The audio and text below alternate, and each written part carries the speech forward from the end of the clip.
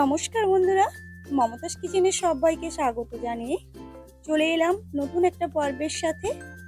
আজকের পর্বে আপনাদের বানিয়ে দেখাচ্ছি মাটির হাঁড়িতে কাঁকড়া ভাপা। তো বন্ধুরা, এই রেসিপিটি আপনারা যদি না বানিয়ে থাকেন, আমার মতো করে একবার বানিয়ে দেখুন। এর স্বাদ কিন্তু মুখে লেগে থাকার মতো হয়।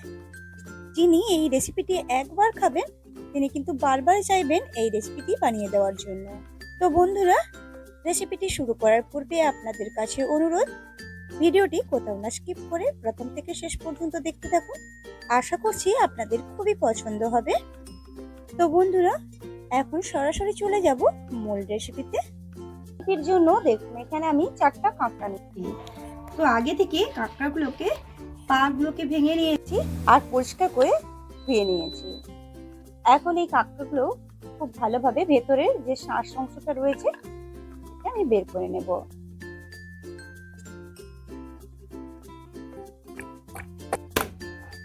তো দেখুন খুব সহজে কিন্তু বেরিয়ে আসে শ্বাসটা। তো দেখুন বন্ধুরা, কাঁকড়ার ভেতরে কতটা পরিমাণ ঘি রয়েছে। আগের দিনও যে ভিডিওটা দেখিয়েছিলাম তার মধ্যে কাঁকড়াটার মধ্যেও কিন্তু এরকম পরিমাণে ঘি ছিল, তবে সেই কাঁকড়াটা কিন্তু বেশ বড় সাইজের ছিল। এটা একটু ছোট হলেও ঘি দেখুন পরিপূর্ণ রয়েছে। নিশ্চয়ই দেখে বুঝতে পারছেন ঘি যদি এতটা থাকে তাহলে এর স্বাদটা কিরকম হতে পারে। তো বলতে বলতে দেখুন সাইডে যে নোংরাগুলো এভাবে আমি ছাড়িয়ে নিয়েছি এক সাইড, আর এক সাইডে আমি ছাড়িয়ে নিচ্ছি একইভাবে। তো দেখুন এই বাইরের অংশগুলো আমি ফেলে দিচ্ছি, আর পেছনের যেই অংশটা এটাকেও আমি বাদ দিয়ে দিচ্ছি।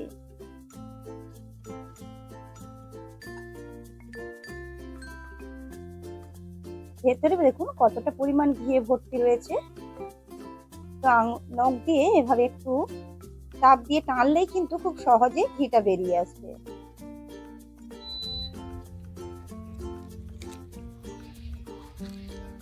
তো দেখুন কতটা পরিমাণ ঘি রয়েছে, আরো কাঁকড়ার মধ্যে ঘি রয়েছে। তো একই সবগুলো কাঁকড়া ছাড়ানোর পর আপনাদের দেখাচ্ছি। দেখুন কাঁকড়াগুলো আঁশ বের করে নেওয়ার পর এভাবে আমি টুকরো করে নিয়েছি। তো এর মধ্যে কিছু মিশিয়ে নেব। প্রথমেই দিয়ে দিচ্ছি হলুদের গুঁড়ো কিছুটা,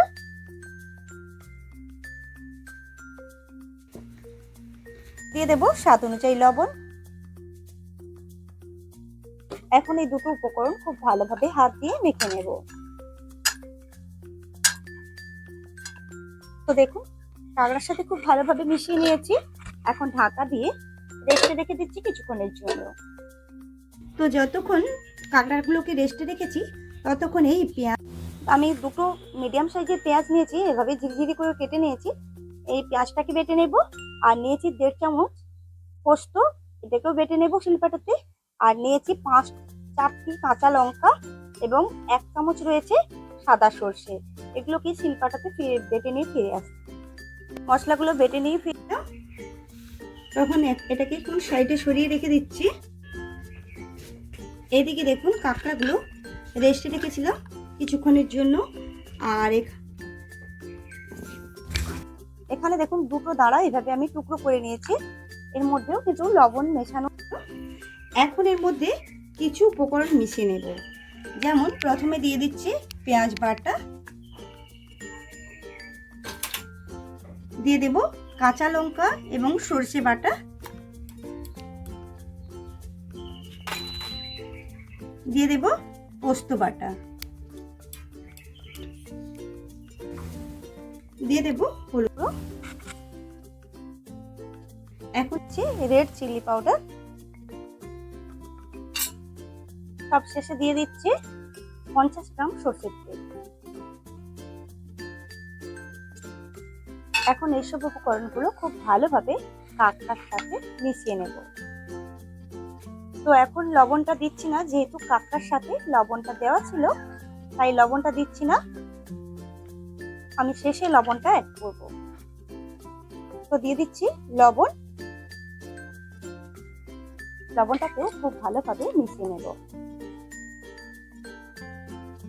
দেখুন খুব ভালোভাবে কিন্তু আমি মিশিয়ে নিয়েছি। এখন এটাকে 5 মিনিটের জন্য রেস্টে রেখে দেবো।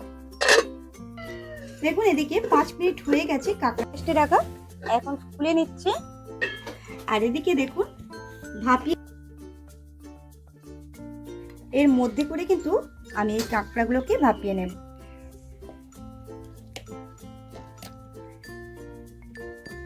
এই রান্নাটা আপনারা একবার বানিয়ে দেখুন, খাবেন, আশা করছি আপনাদের খুবই ভালো লাগবে। আর পরবর্তীতে কাঁকড়া আসলে কিন্তু এরকম রেসিপি খেতে চাইবেন।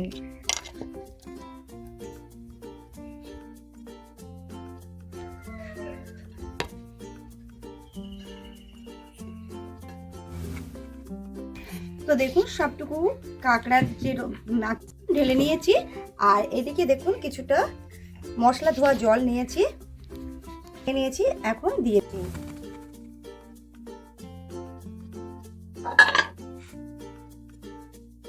আর সব শেষে দিয়ে দেব দুটো কাঁচা লঙ্কা। আর এখানে যে আমি ঘিটা রেডি করে রেখেছিলাম, অল্প লবণ দিয়ে রেখেছি, এখন অল্প অল্প করে ওর মধ্যে দিয়ে দিচ্ছি। এর জন্য কিন্তু বড়ার আকারে হয়ে যাবে, দেখতেও খুব ভালো লাগবে আর খেতেও খুবই ভালো লাগবে।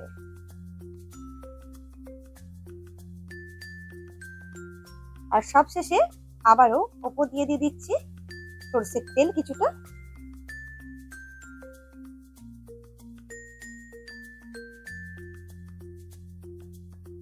রেডি করে নিয়েছি। আর ওপর দিয়ে দিচ্ছি ঢাকনা, স্টিলের ঢাকনা দিয়ে দিচ্ছি। আপনাদের কাছে যদি এই হাঁড়ির কোনো মাটির ঢাকনা থাকে, আপনারা মাটির ঢাকনা দিয়েও কিন্তু এটাকে ঢাকিয়ে দিতে পারেন। তো এখন সরাসরি চলে যাব গ্যাসের কাছে। গ্যাসের উনুনে বসিয়ে দিয়েছি, ওপর দিয়ে ঢাকনাটা দিয়ে দিচ্ছি। আর এভাবে ওপর দিয়ে কোনো ভার কিছু জিনিস ঢাকিয়ে দেব, যাতে বাষ্পটা বেরিয়ে না যায়। আর গ্যাসের আঁচটাকে লো টু মিডিয়াম করে রাখতে হবে। আর এভাবে প্রায় 25 থেকে 30 মিনিটের জন্য রেখে দেব। মাঝে কিন্তু নাড়িয়ে চাড়িয়ে দিতে হবে, তা না হলে কিন্তু তলাতে বসে যেতে পারে। মাঝে এক দুবার নাড়িয়ে চাড়িয়ে দেব। গ্যাসের উনুনে হাঁড়িটা বসিয়ে দিয়েছি। আর এভাবে ওপর দিকটাতে এভাবে একটু মাটির কোনো কিছু ভার জিনিস দিয়ে আটকে দেব, যাতে বাষ্পটা বেরিয়ে না যায়। আর এভাবে বসিয়ে দেব প্রায় 10 থেকে 15 মিনিটের জন্য। আর মাঝে সাঝে কিন্তু একবার নাড়িয়ে চাড়িয়ে দিতে হবে, তা নাহলে কিন্তু তলাতে বসে যেতে পারে। আর গ্যাসের আঁচটাকে লো টু মিডিয়াম করে রাখতে হবে। 17 মিনিট পর আপনাদের খুলে দেখিয়ে দিচ্ছি। এখন কিন্তু গ্যাসটা চলছে কিন্তু গ্যাসটা। তো দেখুন কতটা সুন্দরভাবে ফুটছে, দেখুন একবার তুলে আপনাদের দেখাই।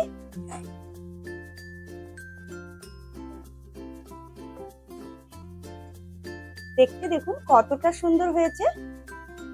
এই রেসিপিটি দেখতে যতটা সুন্দর, খেতেও কিন্তু খুবই ভালো হয়। আপনারা তো আমার মতো করে বাড়িতে বানিয়ে দেখতে পারেন।